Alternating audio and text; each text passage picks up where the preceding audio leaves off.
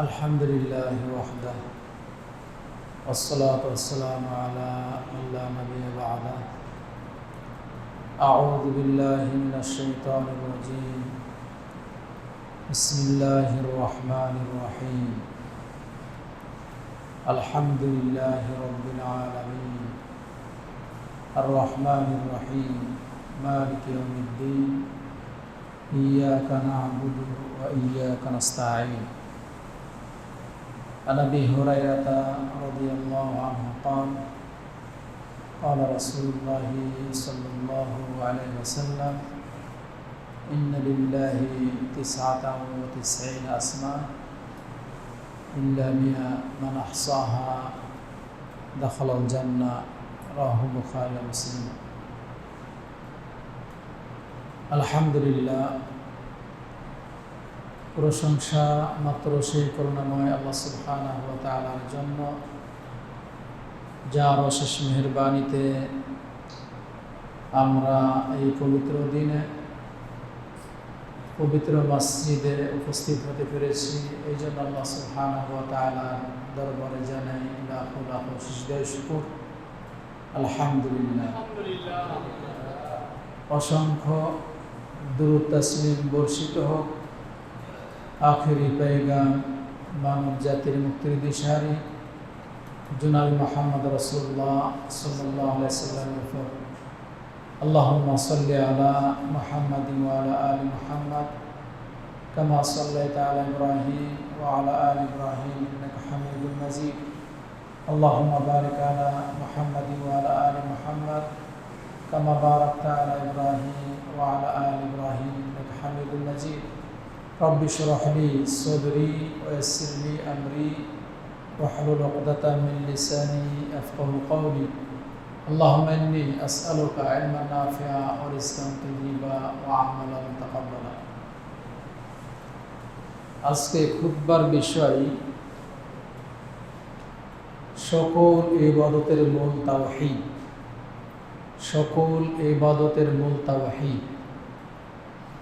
আমরা ইবাদত বন্দেগী করি, এর পিছনে লক্ষ্য উদ্দেশ্য আছে। আল্লাহ সুবহানাহু ওয়া তাআলা মানুষকে কেন সৃষ্টি করলেন, সৃষ্টির ভিতরে রহস্য কি, সবগুলা জীবনকে নিয়ে প্রথম থেকে আপনার লাস্ট পর্যন্ত যদি আপনি দেখেন, তাহলে পরিপূর্ণ জীবনটা আপনার তাওহীদ। যে ইবাদতে তাওহীদ নেই সে ইবাদত কিন্তু ইবাদত নয়। যে ইবাদতে তাওহীদ নেই সে ইবাদত কিন্তু ইবাদত নয়। কি করে? তাওহীদটা বোঝা আমাদের অতীব জরুরি বিষয়। এই যে সালাত পড়তে এসেছেন, সালাত কিন্তু সবথেকে গুরুত্বপূর্ণ একটি তাওহীদ। এই সালাত যদি আল্লাহর সন্তুষ্টির জন্য না হয় তাহলে আপনার শুধু মসজিদে আসা হবে। একটা বিষয় রয়েছে কবুল, আমরা যেটা বলি যে আল্লাহর কাছে গ্রহণ হলো কি হলো না, অ্যাকসেপ্ট আমরা বলে থাকি ইংলিশে, আর একটা আরবিতে কবুল। আর বিবাহর ক্ষেত্রেও যখন দুইজনের বিবাহ হয়, ছেলে আর মেয়ে, সেখানেই বলা হয় যে তুমি কবুল করেছো করো নাই। আর এটাকে আমরা বাংলায় বলি গ্রহণ করেছো না করো নাই। তো ইবাদত কবুলের শর্তের ভিতরে একটা মূল বিষয় যে তাওহীদ। সালাত করতে এসে যদি আপনার নিয়ত হয় যে এই মানুষগুলো আমাকে খুব পাকা মুসল্লি বলুক, যে আমি একজন পাকা মুসল্লি, মানে আপনার মানুষ বলুক, এটাই আপনার উদ্দেশ্য, তাহলে কিন্তু এই সালাত হবে না। এর অর্থেই নয় যে আপনি সালাত পড়তে আসবেন না, আপনাকে এটা বলছি না, কিন্তু এই সালাতটা আল্লাহর কাছে গ্রহণ হবে না, কবুল হবে না। তবে হ্যাঁ, যদি কোনো আলেম বা কেউ যিনি পণ্ডিত ভালো সালাত করতে পারেন আর একজন সালাত করতে জানে না, ওনার যদি উদ্দেশ্য হয় যে আমার সালাত দেখে উনি যাতে সালাতটা শিখে, তাহলে এটা কিন্তু আপনার কবুল হবে না, এটা না, বরং এটা একটা নেকির বিষয় রয়েছে। আপনার দেখে আর একজন যাতে শিখে, যখন দেখেন আপনারাও দেখেন, যখন বাইক থেকে কোনো আলেম ওলামা আসে তখন আপনারাও কিন্তু লক্ষ্য করেন যে উনি সালাত করে পড়ছেন, উনি কি কোথায় হাত বাঁধছেন, কোথায় কীভাবে হাত রফল এদান করছেন। আপনারা অনেক যারা চালাক মানুষ এগুলা কিন্তু লক্ষ্য করেন, কোনো সময়তে কোনো সমস্যা দেখলে তাকে জিজ্ঞেসও করেন। যা হোক, এই ইবাদতের ক্ষেত্রগুলা যদি তাওহীদ না থাকে তাহলে এই ইবাদত কবুল হবে না। আপনি যখন আপনার জীবন শুরু হয়েছে, দুনিয়াতে এসেছেন, দুনিয়াতে মুখ দেখার পূর্বেই তাওহীদের শুরু। আপনি যখন মায়ের গর্ভে ছিলেন 4 মাস, আপনার 4 মাস যখন আপনার ছিল মায়ের পেটে, ওই সময়তে কিন্তু আপনার লিপিবদ্ধ করা হয়েছে তাওহীদ। আপনি কতটুক রিজিক পাবেন, আপনার বয়স কতটুক হবে, আপনি কি হতভাগ্য হবেন না সৌভাগ্য হবেন, আপনার আয়ুষ্কাল কত হবে, সবগুলা ওই সময়তে লিপিবদ্ধ করা হয়েছে। এগুলো সবগুলা তাওহীদ। রিজিক খাচ্ছেন, এটা কিন্তু তাওহীদ।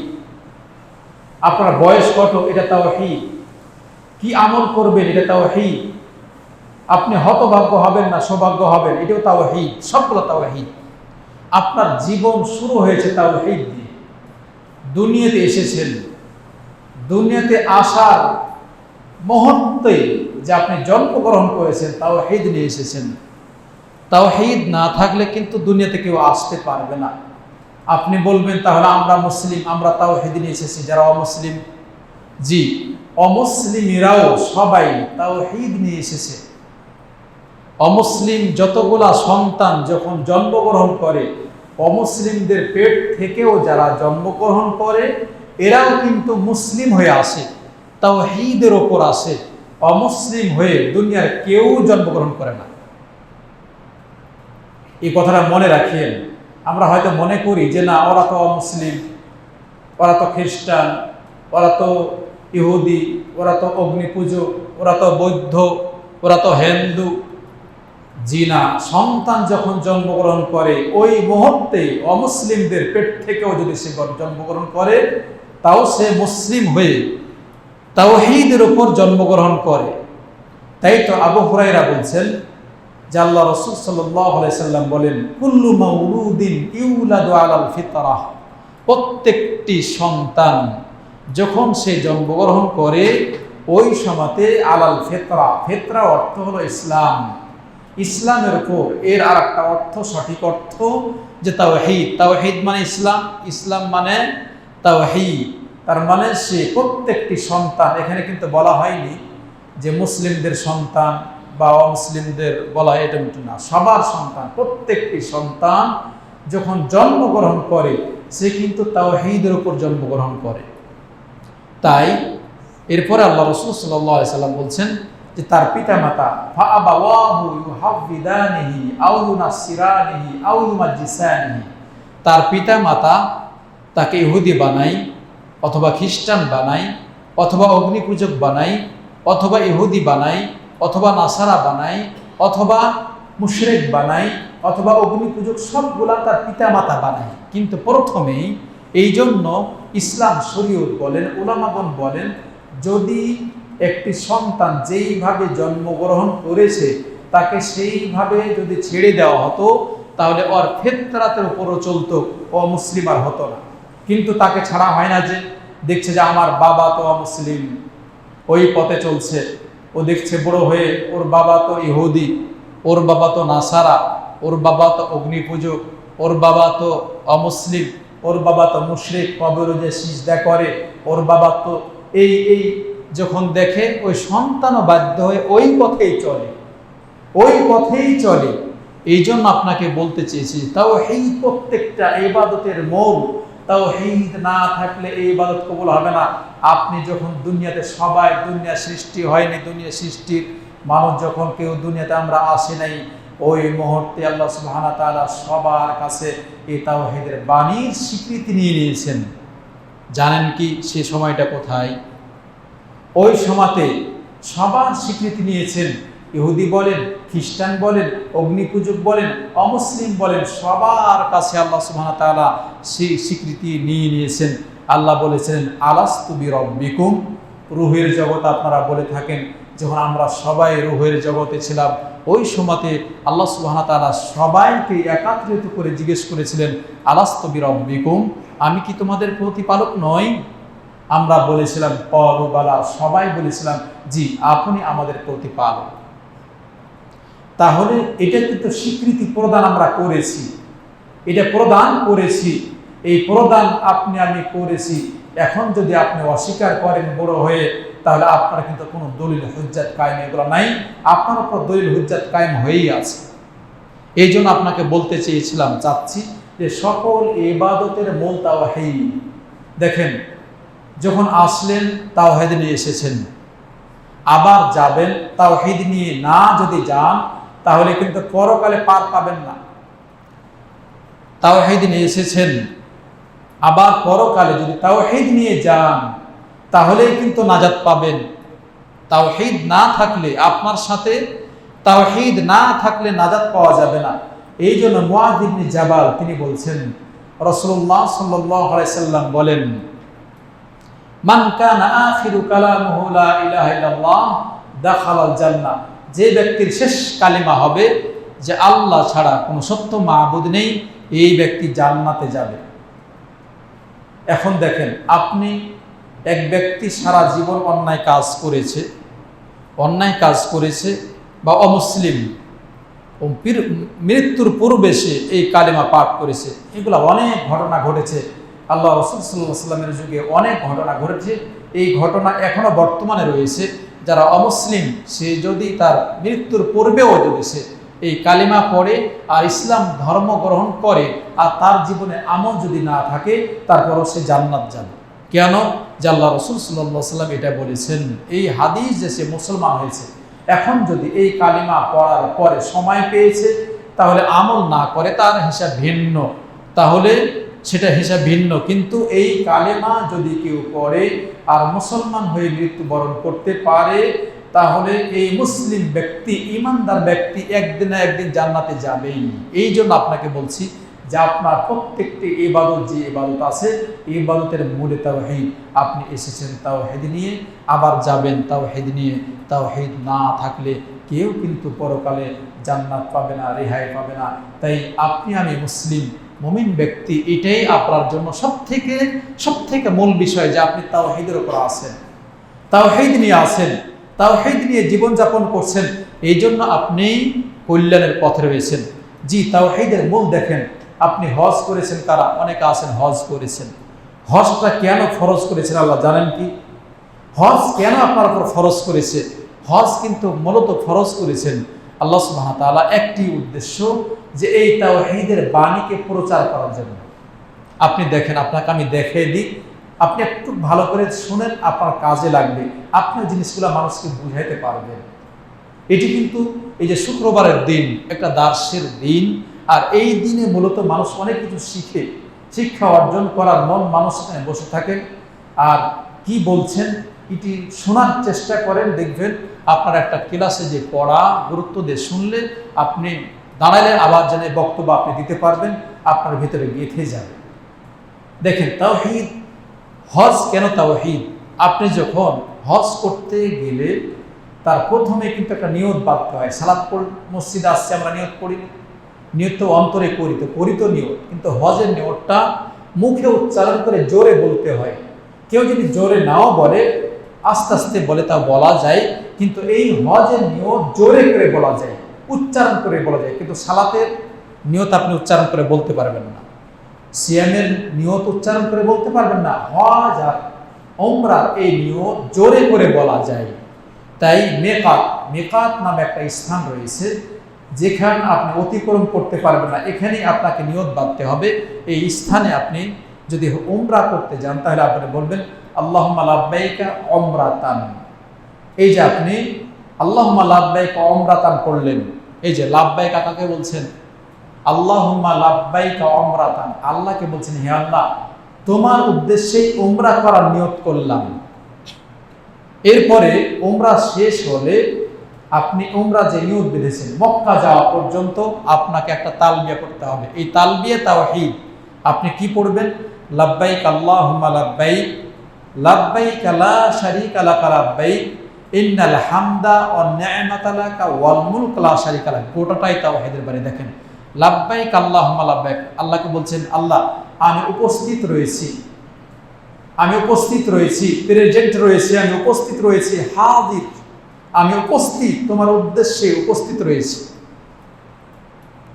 লাব্বাইক লা শারীকা লাক, আমি উপস্থিত, তোমার কোনো শরীক নেই। আমরা লা ইলাহা ইল্লাল্লাহ পাঠ করি না, লা ইলাহা ইল্লাল্লাহ। দেখেন তো লাব্বাইক আল্লাহুম্মা লাব্বাইক লা শারীকা লাক, বাক্যটা মিলে নাকি?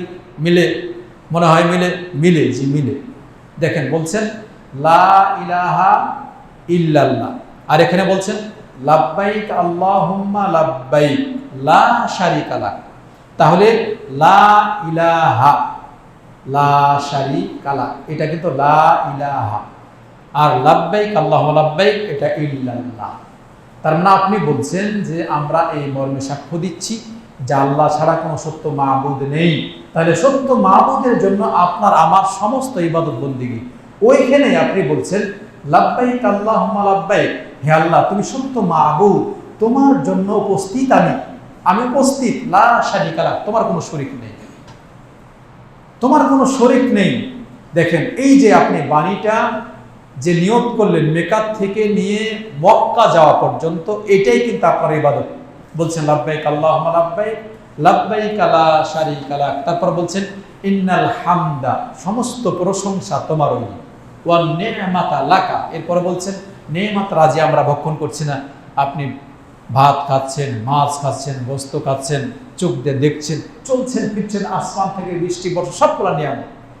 একজন ভাইকে দেখছেন যে তিনি ল্যাংড়া হাঁটছেন, কষ্ট করে হাঁটছেন, অন্ধ ব্যক্তি, কিন্তু আল্লাহ সুবহানাহু ওয়া তাআলা আপনাকে সবল করেছেন, সুস্থ করেছেন, ভালো রেখেছেন।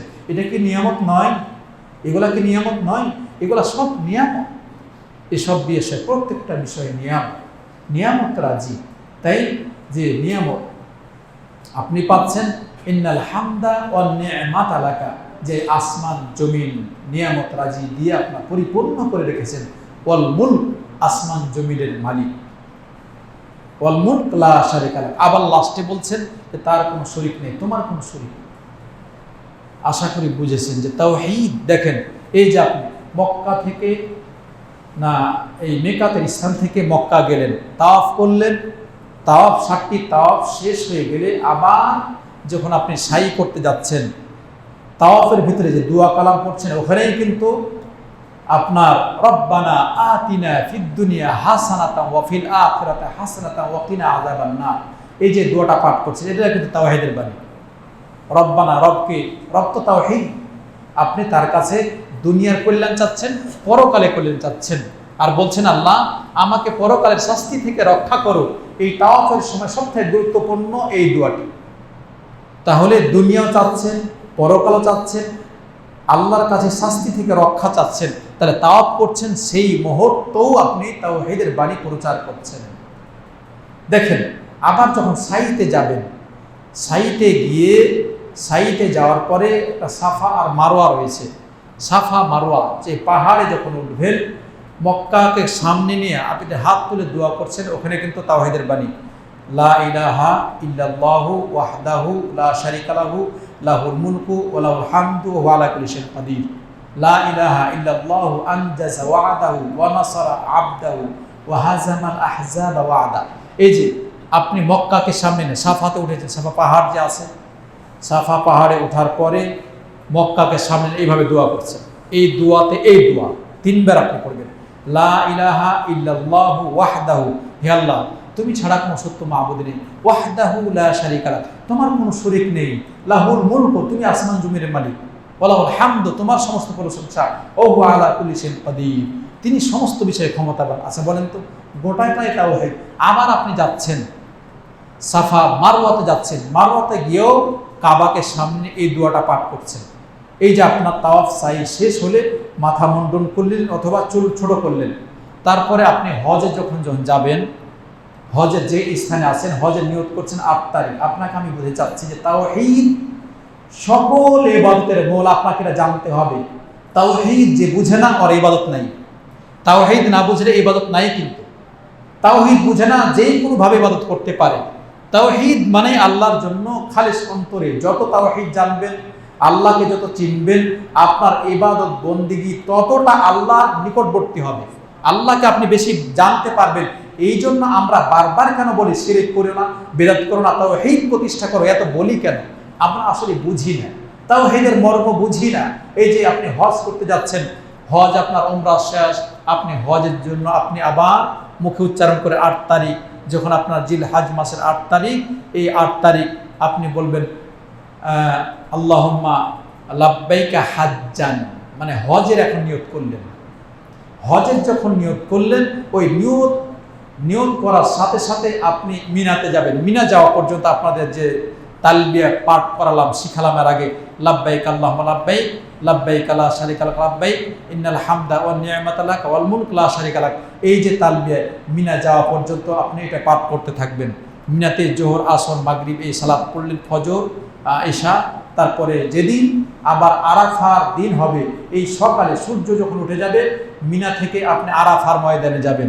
আরাফার ময়দানে যে যাবেন, এই দোয়াটাই পাঠ করতে, তালবিয়া লাব্বাইক আল্লাহুম্মা লাব্বাইক, লাব্বাইক লা শারীকা লাক লাব্বাইক, ইন্নাল হামদা ওয়ান নি'মাতা লাক ওয়াল মুলক লা শারীকা লাক, এটা পাঠ করতে করতে আরাফার ময়দানে যাবেন। দেখেন আরাফার ময়দানে গিয়ে কি বলবেন জানেন? নবী রাসূলেরা যেই দোয়াটা পাঠ করেছিলেন, এটি সর্বশ্রেষ্ঠ দোয়া।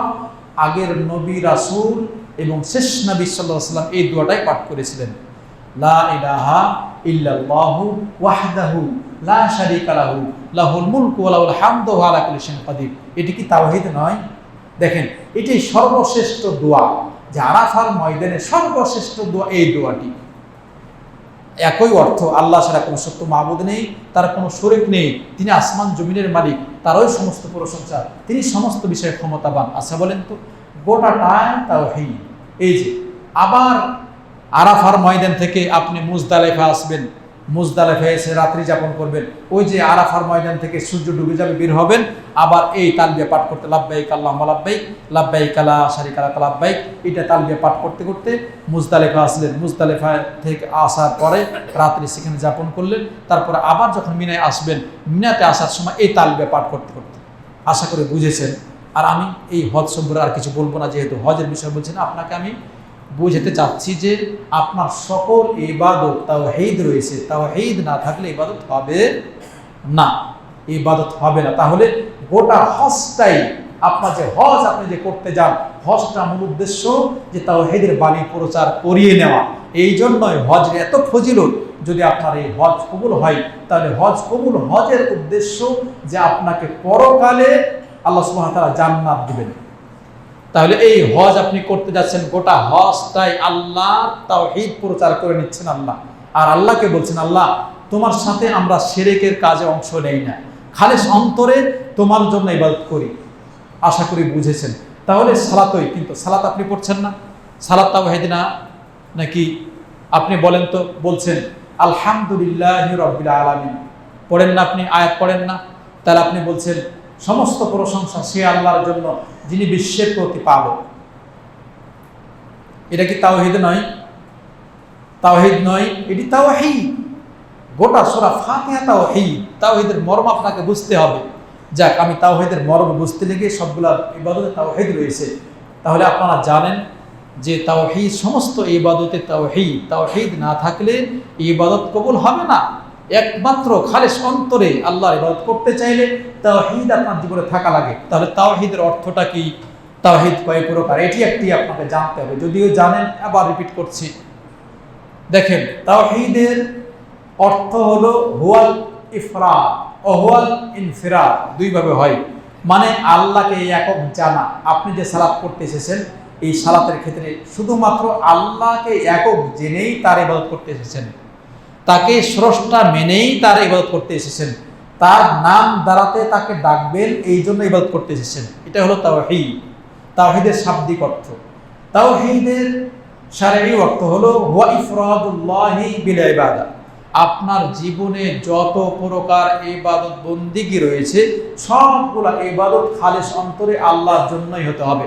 এটা হলো তাওহীদ। জি, আরেকটা অর্থ আছে যে তাওহীদ রুবিয়্যা, তাওহীদ উলুহিয়্যা, তাওহীদ আসমা ও সিফাত, যেটা যেইভাবে কোরআন এবং হাদিসে এসেছে ঠিক সেইভাবে ইবাদত বন্দি করার নামই তাওহীদ। তাহলে আপনাকে এখন আমি বলি যে তাওহীদ কয় প্রকার? তাওহীদ হলো 3 প্রকার। 1 নাম্বার তাওহীদ আর রুবুবিয়্যাহ, তাওহীদ আর রুবুবিয়্যাহ। 2 নম্বরে হলো তাওহীদ আল উলুহিয়্যাহ। 3 নম্বরে তাওহীদ আল আসমা ও সিফাত। আপনাকে এখন আমি দেখাবো তাওহীদ রুবুবিয়্যাহ কাকে বলে। তাওহীদ রুবুবিয়্যাহটা মনে রাখেন, লালন পালন কর্তা, সৃষ্টিকর্তা, রিজিক দাতা, হায়াত দাতা, মৃত্যু দাতা, কল্যাণ ও কল্যাণের মালিক, আসমানের মালিক, বৃষ্টি বর্ষণের মালিক, আপনার কল্যাণ ও কল্যাণ সব কিছু করেন কে? আল্লাহ। আপনার দেখাশোনা করেন কে? আল্লাহ। সংক্ষিপ্ত আকারে এটি হলো তাওহীদ, যে আল্লাহকে এই সমস্ত বিষয়ে একক জানার নাম তাওহীদ আর রুবুবিয়্যাহ। তার মানে লালন পালন কর্তা হিসেবে কাকে একক জানছেন? আল্লাহকে। সৃষ্টিকর্তাকে কাকে একক জানছেন? আল্লাহকে। রিজিকদাতা কাকে একক জানছেন? আল্লাহকে। হায়াত দাতা কিনি? আল্লাহ। মৃত্যুদাতাকে? আল্লাহ। তাহলে কল্যাণ ও কল্যাণের মালিককে? আল্লাহ। দেখাশোনার মালিককে? আল্লাহ। তাহলে আল্লাহকে এই সমস্ত বিষয়ে একক জানছেন, এর নাম কি? তাওহীদ আর রুবুবিয়্যাহ। আপনাকে দলিল বলছি সূরা ফাতিহা থেকে, আলহামদুলিল্লাহি রাব্বিল আলামিন। আপনি বললাম আর আগে যে সমস্ত প্রশংসা সে আল্লাহর জন্য যিনি বিশ্বের প্রতিপালক। তাহলে এই যে রব শব্দ আসছে এখানে, তিনি লালন পালন করেন। দেখেন এই রব শব্দটা কিন্তু আপনার ক্ষেত্রেও ব্যবহার হতে পারে। কখন? যখন আপনাকে বলা হবে রব্বুল বাকার। বাকারা আছেন আপনাদের বাড়িতে, এই যে গরু বলেন না আপনারা, গাভী, এর আরবিতে বলা হয় বাকারা। রব্বুল বাকারা, তার মানে এই গরুটির মালিক আপনি, গরুটির দেখাশোনা করেন আপনি। রব্বাল বাইত, মানে এই বাড়িটির মালিক আপনি। রব্বাদ্দার, মানে আপনি এই বাড়িটির মালিক, অথবা এই উটটির আপনি মালিক। এই ক্ষেত্রে রব শব্দটা অন্য ক্ষেত্রে যখন অন্য দিকে নিসবত করা হয়, ইদাফাত করা হয়, তখন কিন্তু এই রব শব্দটা সৃষ্টির ক্ষেত্রে ব্যবহার হতে পারে।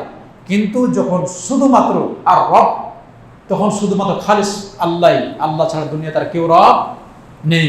তাহলে লালন পালন কর্তাকে জানছেন? আল্লাহ। দেখেন স্রষ্টাকে? আল্লাহ। আপনি বলছেন আল্লাহু খালিকু কুল্লি শাই ওয়া হুয়া আলা কুল্লি শাইইন ওয়াকিল। সমস্ত সৃষ্টি জীবের স্রষ্টাকে? আল্লাহ। এখন যদি বলেন যে না, আল্লাহ তো সৃষ্টি করেন, তার সাথে অমুক পীর সাহেবও এর সহযোগী আছেন, তাহলে কি হবে? বড় শিরক হবে। আল্লাহকে যদি অস্বীকার করেন তাহলে এটাও বড় শিরক। আপনারা চিনেন হয়তো, অনেক দিনকার মুফতি এবং অনেক দিন ইমামতি করেছেন, উনি দাবি করছেন সে নাস্তিক বলছে না, তো নাস্তিকই, যে বাক্যটা কি যেন বলে, যা হোক মনে আসছে না। তো ওই নাস্তিক দাবি করছে ও যে আপনার দেশে একজন প্রবীণ আলেম, যাকে বাবুনগরী সবাই চিনেন মনে হয়, কারণ সবাই চিনেন, ওই মাসুদ, মুফতি মাসুদ, এই নাস্তিক দুইজনের কথা বলছেন। একজন তসলিমা নাসরিন, প্রসিদ্ধ মহিলা, আর মুফতি এই মাসুদ, এই কিন্তু প্রসিদ্ধ এই নাস্তিক। উন্মুক্ত মোনা তাকে বলছে, উন্মুক্ত মোনা। এই নাস্তিক তসলিমা নাসরিনের সাথে একদিন কথা বলছেন দুইজনই। তো তসলিমা নাসরিন বলছে যে তুমি যে এরকম হয়েছো, অনেকদিন ইমামতি করেছো, আবার মুফতিগিরি করেছো, তুমি এই পথে কেন? যা হোক কথা বলতে বলতে অনেক কথা। তো এই নাস্তিক বলছে, মাসুদ এই নাস্তিক বলছে যে আমাকে মনে হয় যে আমাদের এই বাবুনগরী ইনি মুহাম্মাদের থেকে উত্তম মানুষ।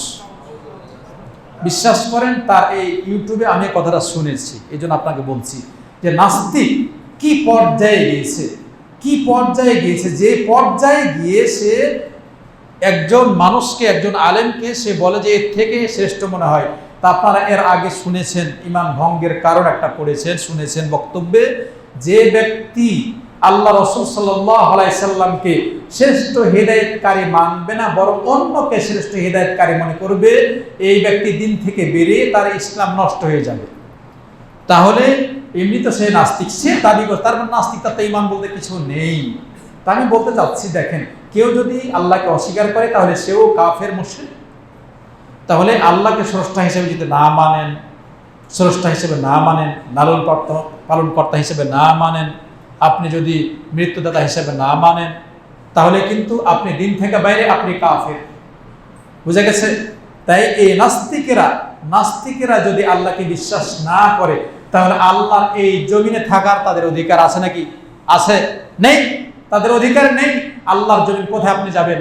যেখানে যাবেন সেখানে আল্লাহর জমিনের ভিতরে আপনি আছেন, আল্লাহর রিজিক ভক্ষণ করছেন। রিজিক দাতাকে আল্লাহ। আপনি কি পারবেন? আপনার মুখ বন্ধ এখন করে দিলে আপনার কথা বলার ক্ষমতা নেই। এই তো আপনি মানুষ, এই তো মানুষ। একটা সামান্য এই যে করোনা ভাইরাস বলছেন, এর কারণ আপনি দেখতেও পান না, দেখারও না, সারা বিশ্বকে কাঁপিয়ে দিয়েছে। এই তো আপনি মানুষ। আপনার আর ক্ষমতা কতটুকু আপনার? এর সাথে আপনি লড়াই করে পারেন না। কি সৈনিক সে, যার সাথে লড়াই করে পারেন না, আপনার ক্ষমতা নেই, আর আপনি আল্লাহর সাথে পাল্লা দেন। নাস্তিকদের উচিত হবে আল্লাহর পথে আসা, নচেত এমন একটা সময় আসবে তোমাকেও মৃত্যুবরণ করতে হবে, আমাকেও মৃত্যুবরণ করতে হবে। মৃত্যুর সময় কেউ রেহাই পাবে না। আল্লাহর এই মৃত্যুর হাত থেকে দুনিয়ার কেউ রেহাই পাবে না। এই জন্য আপনার এই রুবুবিয়্যাকে সারা বিশ্বের মানুষ যারা আছে, এমনকি অমুসলিম, এরাও কিন্তু আল্লাহকে স্রষ্টা হিসেবে মানে, বিশ্বাস করে যে সৃষ্টিকর্তা, লালন পালন কর্তা, রিজিকদাতা, হায়াতদাতা, কিন্তু এরা ইবাদত করে না। অমুসলিমরা কি বিশ্বাস করেন আল্লাহকে? যে বিশ্বাস করে, কিন্তু এই বিশ্বাসে কি মুসলমান হওয়া যাবে? মনে রাখেন, তাওহীদ রুবুবিয়্যাহ যদি কেউ বিশ্বাস করে তাহলে কিন্তু মুসলমান হতে পারবে না। যদি মুসলমান হতে পারত তাহলে আল্লাহ রাসূল সাল্লাল্লাহু আলাইহি ওয়াসাল্লামের যুগে আপনার এই কুফফারে কুরাইশ, এরাই শ্রেষ্ঠ মানুষের সময় ছিল। আবু জাহেল সে কাফের মুশরিক, তারপরও সে কাবা ঘর গেলাপ ধরে বলেছিল, হে আল্লাহ, যদি আমি হকের পথে থাকি তাহলে আমাকে বিজয় দান করবে, আর যদি মুহাম্মদ সঠিক পথে থাকে তাহলে যুদ্ধের ময়দানে মুহাম্মদকে তুমি বিজয় দান করবে। সে জানতো স্রষ্টা আল্লাহ একমাত্র স্রষ্টা, কিন্তু সে লা ইলাহা ইল্লাল্লাহ পাঠ করেনি। সে জানতো যদি আমি এখন লা ইলাহা ইল্লাল্লাহ পাঠ করি তাহলে আমাদের 360টি মূর্তি রয়েছে, কোনো মূর্তির ইবাদতবন্দি করা যাবে না। তারা এটা জানতো, তাই লা ইলাহা ইল্লাল্লাহ পাঠ করে নাই।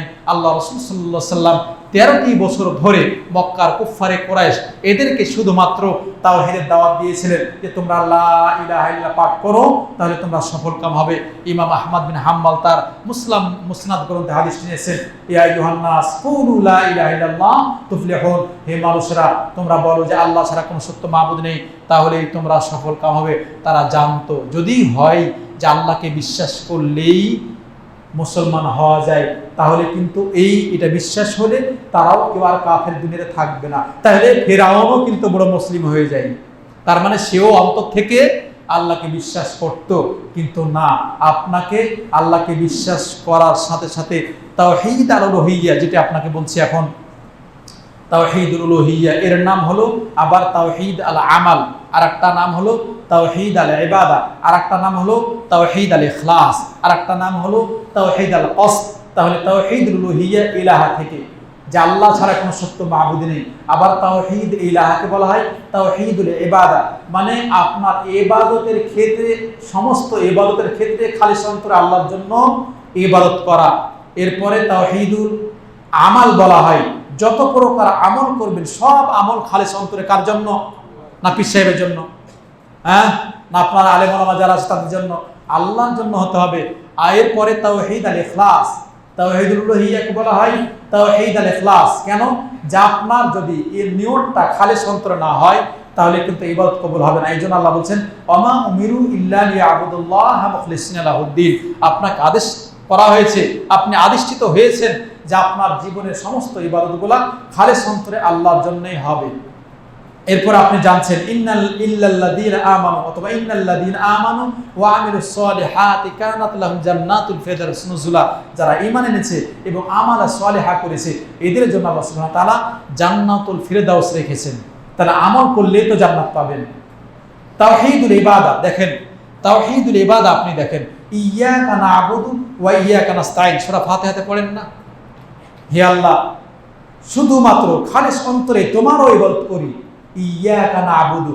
ইয়াকা না'বুদু অর্থ এই যে তোমার জন্যই ইবাদত করি, অন্য কাউরির জন্য নয়। ওয়া ইয়াকা নাস্তাইন, তোমার কাছেই সাহায্য চাই। এটা তাওহীদ আল উলুহিয়্যার দলিল, ইবাদত। ইয়াকা না'বুদু ওয়া ইয়াকা নাস্তাইন। আমরা যে সালাত পড়ছি মসজিদে এসেছি, সূরা ফাতিহা পড়ি না? আপনি কি বলেন না আমি ইবাদত করি না তোমার, না পীর সাহেবের ইবাদত করি না? কি বলেন?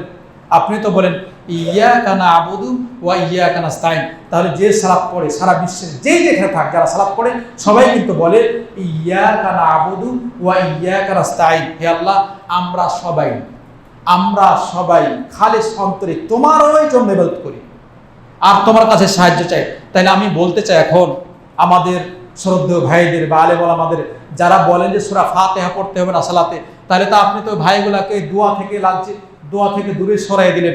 ওই তো আল্লাহর কাছে দোয়া করবে না। আপনার পিছিয়ে যদি ও মুখে উচ্চারণ না করে তাহলে পাবে কি করে? সালাতে আপনি এত গুরুত্বপূর্ণ দোয়া যদি আপনি না পড়েন তো সঠিক পথ পাবেন কি করে? আমরা যতবার সালাত পড়ি ততবার আল্লাহকে বলি ইয়াকা না'বুদু, হে আল্লাহ আমরা সবাই তোমারও ইবাদত করি, তোমার কাছে সাহায্য চাই। পেয়েছেন? তাহলে তাওহীদ আল উলুহিয়্যা। আবার দেখেন উলুহিয়্যার দলিল দেখেন, আল্লাহ বলছেন ফাআলাম আন্নাহু লা ইলাহা ইল্লাল্লাহ, জেনে রাখো যে আল্লাহ ছাড়া কোনো সত্য মাবুদ নেই। এই যে উলুহিয়্যা বলছেন যে আল্লাহকে সত্য মাবুদ জানা মানে তাকেই জানা। তাহলে বাতিল মাবুদ আছে না নাই? আছে। বাতিল মাবুদ নেই। আপনি যখন কোনো পীর সাহেব বলেন, কোনো জিন্দা মানুষ আছে তাকে যদি এখন সিজদা করেন তাহলে উনি আপনার মাবুদ, কিন্তু বাতিল সে। কবরে যারা সিজদা করছে ওই মুহূর্তে তার মাবুদ সেটা কিন্তু বাতিল। যারা অমুসলিম হিন্দু ওরা কিন্তু গাভীর পূজা করে, ওরা গাছের পূজা করে, ওরা লিঙ্গের পূজা করে, ওরা হাতে মূর্তি তৈরি করে পূজা করে। এই মুহূর্তে ওগুলা ইবাদত করছে, ওই ক্ষেত্রে তাদের মাবুদ কিন্তু বাতিল। এই হিন্দুদের মাবুদ তিনটা মাবুদ রয়েছে প্রধান। তারা এক নাম্বার বলে বারহামা, ফাসনু আর শিফা।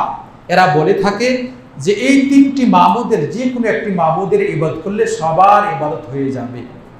তাহলে হিন্দুরা কিন্তু এক একটা নামে ইবাদত বন্দেগী করে। তাহলে কি বলবেন এরা সত্য মাবুদ? এরা বাতিল। সত্য মাবুদ শুধুমাত্র হক মাবুদ আল্লাহ। এই জন্য বলছেন ফাআলাম আন্নাহু লা ইলাহা ইল্লাল্লাহ, তোমরা জেনে রাখো যে আল্লাহ ছাড়া কোনো সত্য মাবুদ নেই। তাহলে সালাত করবেন কার জন্য? হজ করবেন কার জন্য? সিয়াম করবেন কার জন্য? যাকাত দিবেন কার জন্য? প্রার্থনা করবেন কার কাছে? অনেকে দেখেন না বাচ্চা হয় না তখন মনে করে যে ওই দরগায় গেলে বাচ্চা হয়ে যাবে। কে বলছে আপনাকে দরগা কেউ ওই মৃত্যু ব্যক্তি বাচ্চা দিতে পারবে? না। এটি হলো ওই দেখবেন, জানেন, ভালো করে জেনে রাখেন। আপনাকে বলতে চাই যে আপনার যারা এখন পর্যন্ত কিছু কিছু মাজারে এখন পর্যন্ত আপনার কিছু যুবককে লালন করে, এই যুবক দ্বারাতে ওরা জেনার কাজ করায়। বিশ্বাস যদি না করেন ভালো করে তদন্ত আপনি করেন। আপনি বাংলাদেশে আছেন, বিশ্বাস না করলে তদন্ত করেন যে পীর সাহেব বা যে দরগায় দাবি করে যে ওই দরগায় গিয়ে বাচ্চা হয়েছে, যদি বাচ্চা হয়েছে কথা বিশ্বাস করে তাহলে ওর সাথে জেনা করা হয়, তারপর বাচ্চা হয়েছে।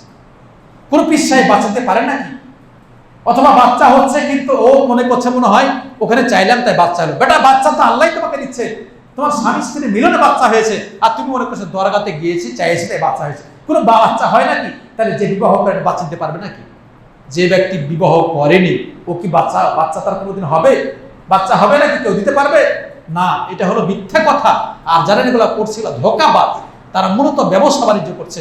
আল্লাহ তাদের হেদায়েত দান করুক। তাই আপনাকে জানতে হবে তাওহীদ আল উলুহিয়্যা, যে সমস্ত ইবাদত বন্দি খালিস অন্তরে আল্লাহর জন্য করলেই আপনাটি কুরবান হবে, কবুল হবে। তাই আপনি বলতে চেয়েছিলাম তাওহীদ আল উলুহিয়্যা আপনার জীবনের ইবাদত বন্দি আল্লাহর জন্য হলেই হবে। আশা করি তাওহীদ বুঝেছেন।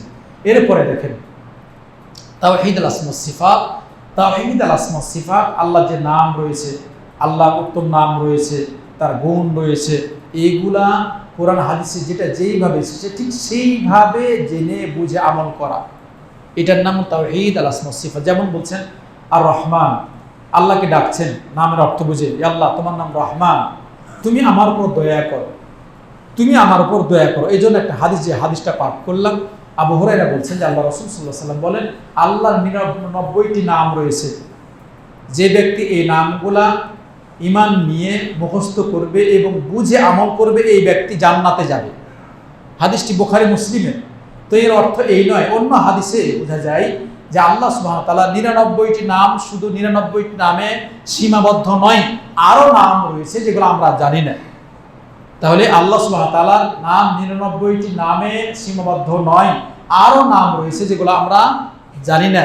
তাহলে আল্লাহর সিফাত যেমন আর আল্লাহর হাত রয়েছে, আপনি বলবেন না যে আল্লাহর এই হাতটা কুদরতি হাত, আবার এই কথাও বলবেন না যে আমার হাতের মতো আল্লাহর হাত, এটা কিন্তু আপনি বলবেন না, বরং বলবেন আল্লাহর হাত আল্লাহর জন্য প্রযোজ্য, আমার হাত আমার জন্য প্রযোজ্য। আপনাকে উদাহরণ দিই, যা আপনি দেখছেন কতটুকু, এর বাইরে কিছু দেখতে পাচ্ছেন কি আছে? তাহলে আপনার চোখ এই পরিমাণ, তাও আপনার যারা ভালো দেখতে পান না, চশমালা লোক, আমি ভালো দেখতে পাই না, তাহলে আপনি এর বাইরে কিছু দেখতে পান না, দেখতে পাচ্ছেন এই জায়গাটা, কিন্তু আল্লাহ তো সবই দেখছেন। তা আপনি যদি বলেন যে আল্লাহর সাথে সাদৃশ্য করে যে আমিও তো দেখি, আল্লাহর চোখ আমারও চোখ একই, তাহলে হবে নাকি? আল্লাহ সব কিছু দেখেন, আপনি সামান্য কিছু দেখেন, সামান্য কিছু দেখেন। আল্লাহর ক্ষমতা সবার উপর আল্লাহর ক্ষমতা। আপনার ক্ষমতা কি? আপনি তো নিজের পরিবারের উপরও ক্ষমতা খাটাতে পারেন না। আপনার নিজের পরিবার হচ্ছে ছেলে মেয়ে, এদেরকেই তো আপনার কথা তারাই তো শুনে না, তাদের উপর আপনি ক্ষমতা খাটাতে পারেন না। আর আপনি কি করে বলেন যে আমার ক্ষমতা আল্লাহর ক্ষমতার মতো, আমার দেখার আল্লাহ দেখার মতো, আমার হাত আল্লাহর হাতের মতো? এটা কি করে আপনি বলেন? এটা কি করে হয়? আপনার হাত আর পিপিলিকার হাত কি একই? আপনার ক্ষমতা আর এই হাতির ক্ষমতা কি একই?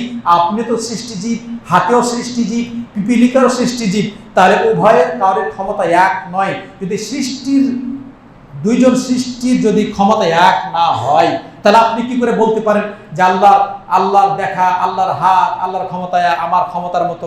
এটা কি করে হয়? জি না, পশ্চিম কালে এটি হইতে পারে না। আপনি মরণশীল, আল্লাহ চিরঞ্জীব, তাই তিনি বলছেন লাইসা কামিসলিহি শাইউন ওয়া হুয়াস সামিউল বাসীর। তিনি শুনেন, দেখেন, তার সাদৃশ্য কিছু নেই। তাই আপনি জানবেন যে আল্লাহ যে হাত, তারপর দেখাশোনা, যেগুলা কোরআন হাদিসে যে বিষয়গুলো বলা হয়েছে, ঠিক সেইভাবে আপনি বলবেন। হাত আছে, হাতকে বলবেন না কুদরতি হাত, এই কথা আপনি বলবেন না। আপনি জানবেন যে প্রকৃত হাত আল্লাহ রয়েছে, এটা হলো আল্লাহর একটা সিফাত। আল্লাহর ক্ষমতা রয়েছে, প্রকৃত ক্ষমতা রয়েছে। বলবেন না যে রূপক অর্থ, এটা আপনি বলবেন না। প্রকৃত ক্ষমতা, তিনি যে দেখেন, প্রকৃতই দেখেন। আপনি বলবেন না না এটা রূপক না, এই রূপক অর্থ করলে আপনি বাতিল অর্থ করবেন। এই জন্য কোরআন হাদিস আপনাকে বলছে আল্লাহর নাম, যেগুলার গুণ, যেটা যেইভাবে ঠিক সেভাবে বলতে হবে। এগুলা আপনি রদ বদল করবেন না, এগুলা কারোর সাথে সাদৃশ্য করবেন না, এগুলাকে ইনকার আপনি করবেন না, এগুলোকে নাকচ করবেন না।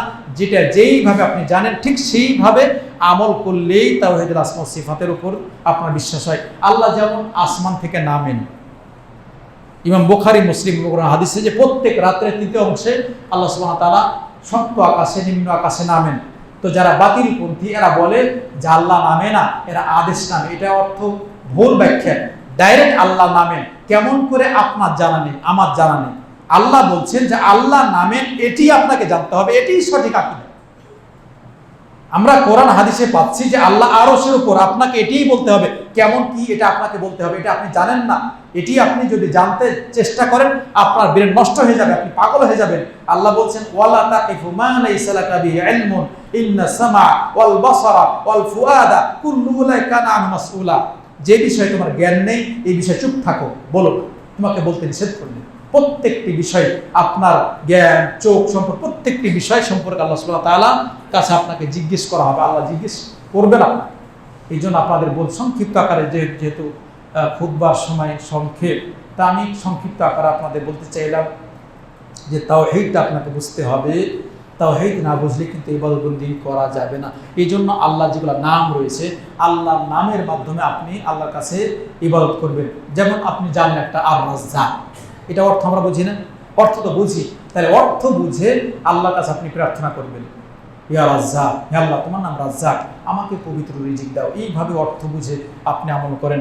আল্লাহ সুবহানাহু ওয়া তাআলা যেন আমাদের ইহকাল পরকাল কল্যাণ দান করেন। তা আমরা আবার একটু বলি, তাওহীদ আর রুবিয়্যা, তাওহীদ তিন প্রকার, তাওহীদ আর রুবিয়্যা, তাওহীদ আল উলুহিয়্যা, তাওহীদ আসমা ওয়াস সিফাত। তাহলে তাওহীদ তিন প্রকার। এই তাওহীদ প্রত্যেকটা প্রতি বিশ্বাস করে আমল করলেই একজন মুসলমান খাঁটি মুসলমান হতে পারবে, নচেত হতে পারবে না।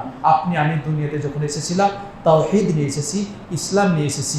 যখন আবার যাব দুনিয়া ছেড়ে, আবার তাওহীদ নিয়ে যাব। তাই ইবনুল কাইয়্যিম রাহিমাহুল্লাহ বলছেন যে পবিত্র কোরআনের আলিফ থেকে নিয়ে সূরা ফাতিহা থেকে নিয়ে নাস পর্যন্ত পরিপূর্ণ তাওহীদ। তা আমি সূরা ফাতিহা দেখালাম আলহামদুলিল্লাহি রাব্বিল আলামিন, এটি তাওহীদুর রুবিয়্যা, ইয়্যাকা না'বুদু ওয়া ইয়্যাকা নাস্তাঈন, তাওহীদ আল উলুহিয়্যা, আর রহমানির রহিম, এটি হলো তাওহীদ আসমা ওয়া সিফাত এর দলিল। আরও গোটা কোরআনটাই আপনার তাওহীদ।